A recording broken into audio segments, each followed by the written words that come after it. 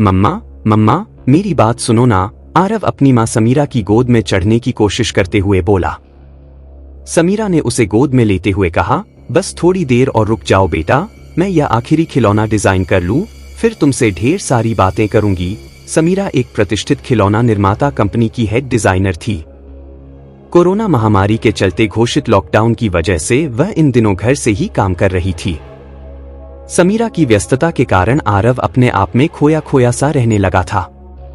उसकी आया नीला, जो उसे कहानियां सुनाकर और खेलकर उसका ध्यान बांधती थी, लॉकडाउन के चलते अपने गांव लौट गई थी और वापस नहीं आ पाई थी।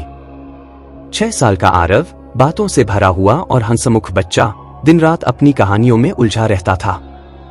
अब उसकी कहानियां सुनने वाला कोई नहीं था, इसलिए वह उदास और अकेला महसूस करने लगा था। शाम के समय जब समीरा ने अपना कंप्यूटर बंद किया तो आरव दौड़ते हुए बोला, मम्मा आप मेरे लिए एक बोलने वाली गुड़िया बना दो, फिर मैं उससे बातें करूंगा और आपको बिल्कुल डिस्टर्ब नहीं करूंगा। उसकी मासूमियत भरी बात सुनकर समीरा हंस पड़ी। कुछ सोचकर वह स्टोर रूम में चली गई। कोरोना के चलते ऑफिस बंद होने से उसके हाल ही में डिजाइन किए हुए कुछ खिलौने घर पर ही पड़े थे। उसने उन खिलौनों में से एक गुड़िया निकाली जो देखने में बेहद सुंदर थी, लेकिन उसकी आंखों में कुछ अजीब सा था, जैसे वे घूरती हुई अंदर से कुछ गहरे रहस्य समेटे हुए हों। उसने वह गुड़िया आरव को दे दी और राहत की सांस ली कि शायद अब वह इसी में मग्न रहेगा। आरव ने गुड़िया को देखकर इतनी खुशी जताई कि उसने तुरंत उसे अपनी बाहों में भर लिया। मम्मा यह कितनी प्यारी गुड़िया है, अब तो मैं इसी से सारी बातें करूंगा। वह गुड़िया लेकर अपने कमरे में चला गया। समीरा ने सोचा कि अब वह आराम से अपने अगले दिन के काम की योजना बना सकेगी, लेकिन उसके अगले दिन की शुरुआत कुछ अजीब घटनाओं से हुई। अगली सुबह नाश्ते के समय समीरा ने देखा कि आरव ने बिना कुछ कहे तेजी से खाना खत्म कर लिया और उसकी प्लेट से भी खाने लगा। समीरा को यह थोड़ा अजीब लगा, लेकिन यह सोचकर नजरअंदाज कर दिया कि शायद खेलते खेलते उसे ज्यादा भूख लग गई होगी।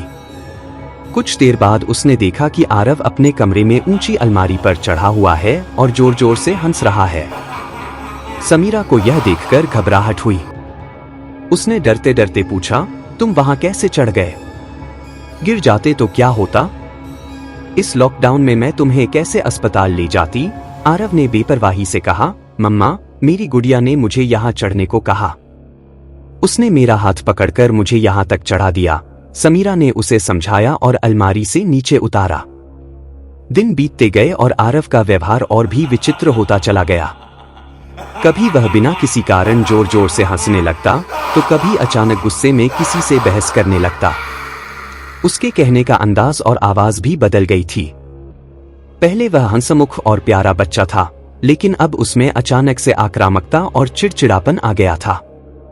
हर बात में वह गुड़िया का जिक्र करता। गुड़िया ने कहा है कि ऐसा करो, गुड़िया ने मना किया है, गुड़िया को मुझसे बहुत प्यार है। एक रात समीरा ने आरव को खाने के लिए बुलाया, लेकिन उसने मना कर दिया, मुझे खाना नहीं खाना मम्मा, गुड़िया ने मना किया है।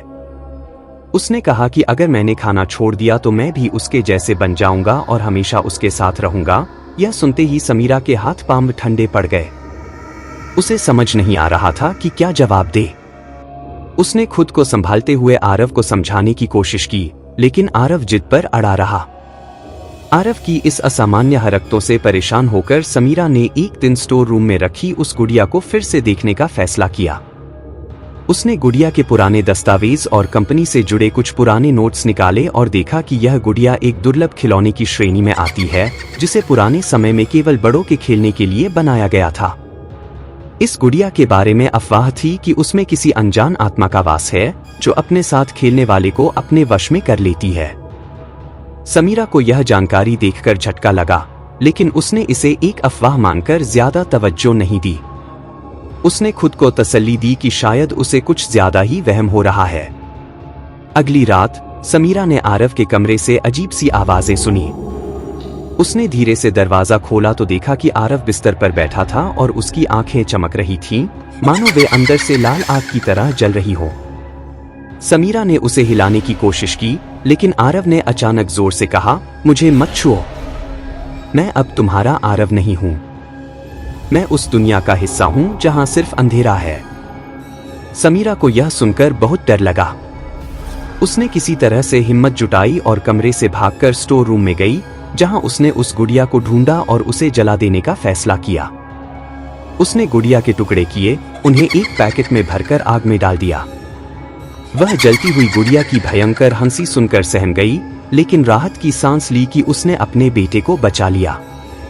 समीरा राहत महसूस कर ही रही थी कि उसने आरव के कमरे में से किसी के हंसने की आवाज सुनी। घबराते हुए वह वापस कमरे में गई और देखा कि बिस्तर पर आरव की जगह वही गुड़िया बैठी मुस्कुरा रही थी और उसके हाथ में आरव का छोटा सा गुड्डा था। समीरा का दिमाग ठनक गया। तभी गुड़िया की आवाज गूंजने लगी, तुमने सोचा कि तुम मुझे खत्म कर सकती हो? मैं एक श्राप हूं जिसे मिटाया नहीं जा सकता। तुम्हारा आरव अब मेरी दुनिया का हिस्सा है। अब उसे तुम्हें कोई नहीं लौटा सकता। समीरा ने डर और घबराहट में वह गुड़िया उठाई और फिर से जलाने की कोशिश की, लेकिन इस बार गुड़िया नहीं जली। उसके हाथ से गुड़िया फिसलकर वापस बिस्तर पर बैठ गई और वही भयानक हंसी फिर से गूंज उठी। समीरा की हालत पागलों जैसी हो गई। उसने बार बार गुड़िया को जलाने, तोड़ने की कोशिश की, लेकिन गुड़िया हर बार वापस लौट आती। कुछ दिनों बाद समीरा की हालत ऐसी हो गई कि उसे पागलखाने में भर्ती कराना पड़ा। वह हर दिन एक ही बात बड़बड़ाती रहती थी, मैंने आरव को नहीं मारा, मैंने श्रापित गुड़िया को मारा था। उसकी आवाज में एक गहरी पीड़ा और दर्द था, लेकिन उसकी बातें सुनने वाला कोई नहीं था। अब वह एक गहरे अंधकार और खौफ के संसार में जी रही थी, जहां वह खुद को एक असहाय और अकेला महसूस करती थी। इस कहानी का अंत एक भयानक रहस्य में छुपा है।